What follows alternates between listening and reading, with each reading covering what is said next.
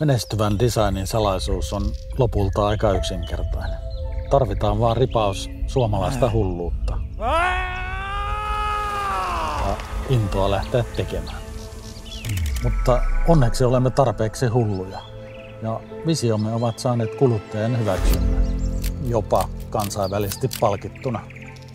Kun minä menen metsään, en saa siellä välttämättä mitään ideaa, niin kuin tälläkään kertaa. Yleensä ammennan ideani suomalaisten arjesta ja sen helpottamisesta. Puu on minun materiaalini ja samalla kaikkien suomalaisten.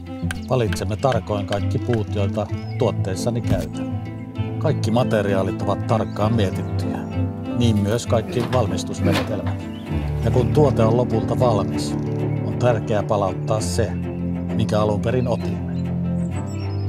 Kaikki tuotteet ovat tilattavissa kellon ympäri, lukuisilla toimitustavoilla, vaikka suoraan sun olohuoneeseen. Kaikki tuotteeni on tehty käytettäviksi ja niille on useampia käyttötarkoituksia. Tässä kaikki. Tämä on menestyvän designin resepti.